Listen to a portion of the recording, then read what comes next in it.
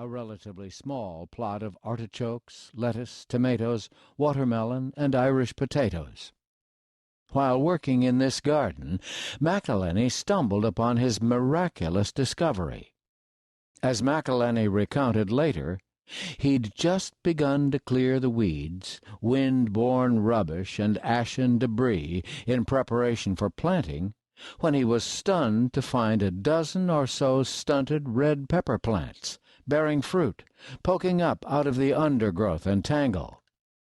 McIlhenny had to think a moment to recall how these plants had come to be in Avery Island soil in the first place. In the early days of the Civil War, McIlhenny had met a Confederate soldier with the mysterious name of Friend Gleason, who'd given him a handful of chilies just brought back from the Tabasco region of southern Mexico. "You'll find that these will add exceptional flavor to your food," Gleason told McIlhenny. Intrigued, McIlhenny had planted the seeds from these peppers on the island, just as the Union soldiers were poised to invade.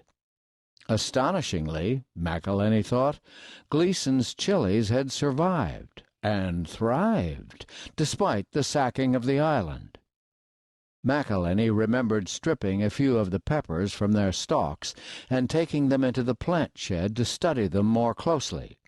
They were exquisite, deep blood red in color and perfectly shaped.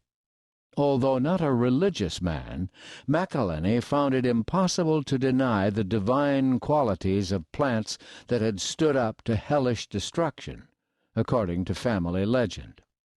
It seemed certain to McIlhenny that these scrawny vines with the picture postcard peppers were omens pointing to some as yet unclear direction he should take. So he tinkered with the peppers, planting their seeds for future crops and using their juice in recipes, especially for pepper sauces.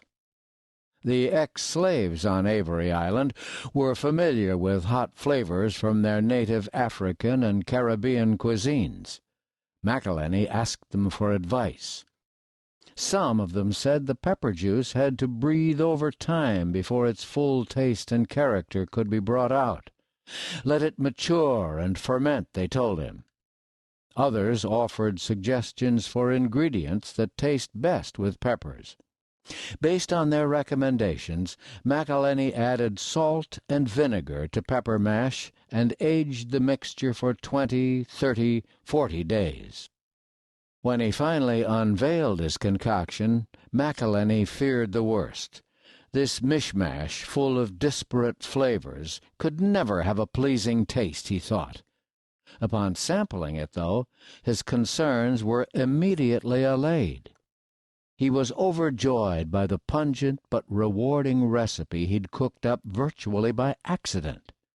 McIlhenny's pepper sauce, he would soon learn, perfectly seasoned fish and meats and superbly fit in with the growing Louisiana hunger for spicy dishes. McIlhenny shared the sauce with friends, who liked it as well.